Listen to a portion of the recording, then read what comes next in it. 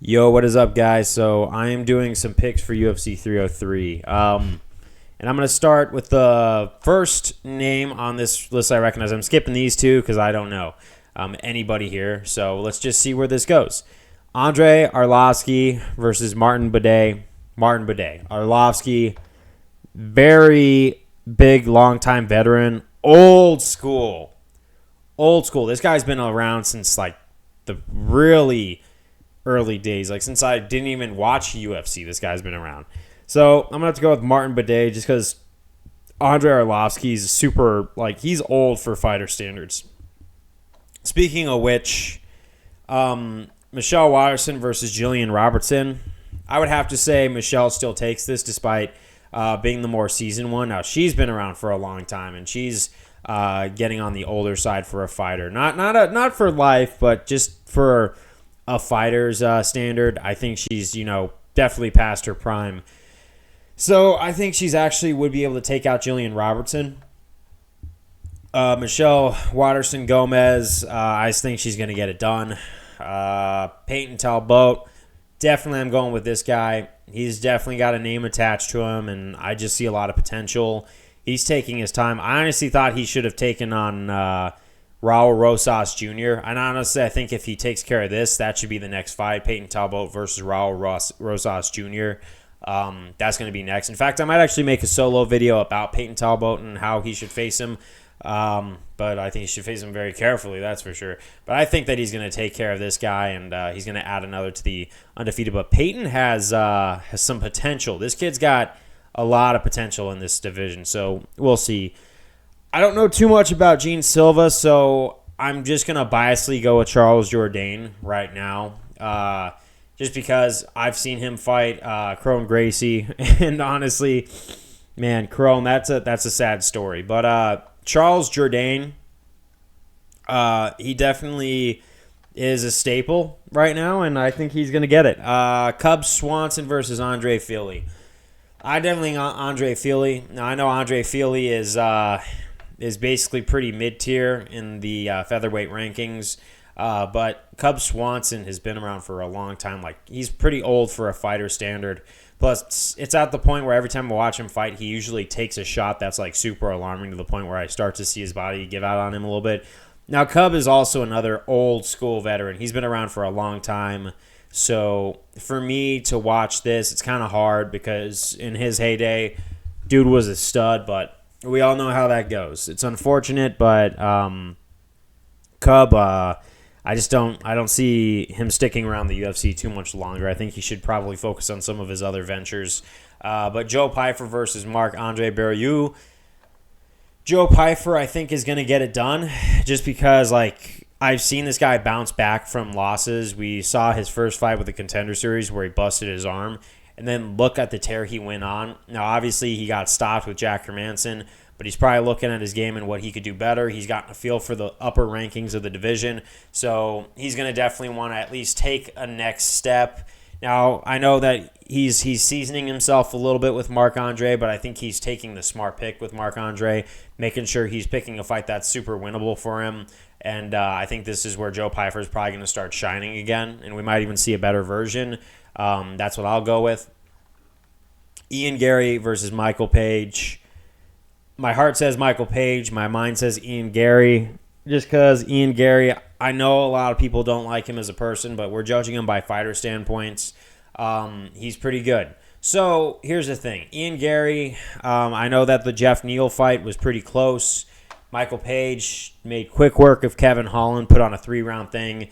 However, I did see a grappling disadvantage with Michael Page, and then if you watch his fights, you understand that the leg kicks could really give Michael Page a problem, and I know Ian Gary likes to mix things up with leg kicks. So if he lands enough on Michael Page, that could immobilize him, but we're just going to have to see where that plays out. I think just overall slight favorite for me is just going to be Ian Gary. Look, I know the UFC fan base loves to hate Ian Gary, and look, I get it. He has more than done enough to make him, hate post, but you could see by the last time he walked out, a lot of people didn't want to watch him fight, or they just love to hate him. They were hoping Jeff Neal was going to beat him, but he came out on top on that one. So, hey, I don't hope that he loses. I don't hope anything about that. We'll just see where the chips fall. I'm just glad that he allowed Instagram comments back on his posts. Myron Bueno Silva versus Macy Che Sun.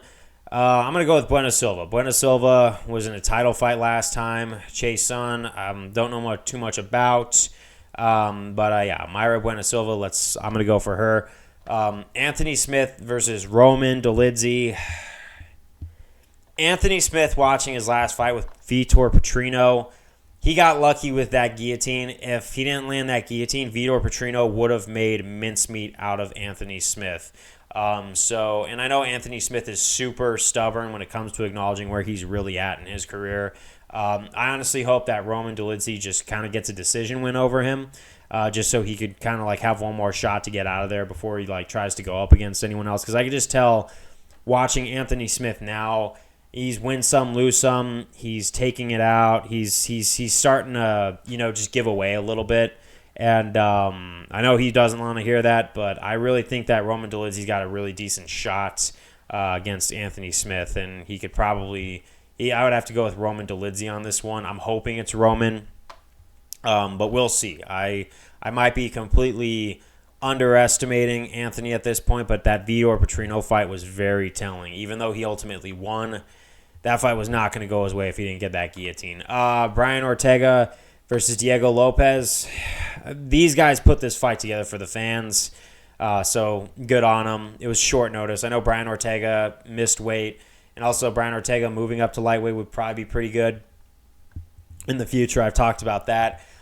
Diego Lopez, though, I know he's been facing a lot of like lower rankings.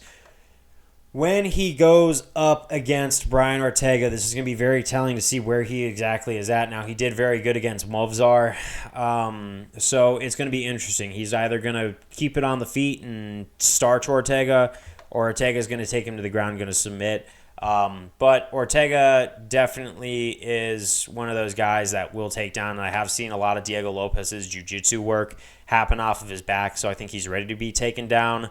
But we'll see where it goes. Now, Ortega definitely, if he gets it on the ground, I think that his jiu-jitsu is going to show miles above Lopez's. So I'm probably going to go with Ortega just because I think Diego Lopez is going to try to be okay getting taken down to the ground. But I'm going to go with Ortega as my last pick. This could go either way. But main event, Pereira versus Prochazka 2.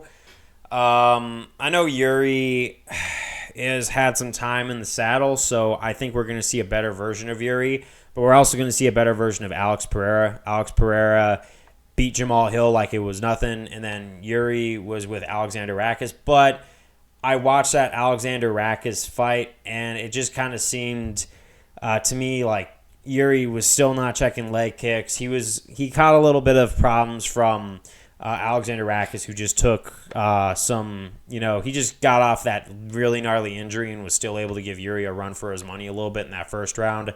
So I think I would have to go with Alex Pereira. I just think Pereira is going to be ready and he's going to be willing, and he's felt this guy out before. And I think he's probably going to get it done again. Or if it goes decision, could go either way. But my final pick, Alex Pereira. But let's see where these go. I am of the mind of man, these are just my predictions. This is what I see happening. But I want to just see how right I was on this card. I get more comfortable the more prediction videos I make because sometimes I really get them right, and then sometimes I'm just shocked. I like all the underdogs win. But other than that, that's all I got for you. Fight night soon. Let's go.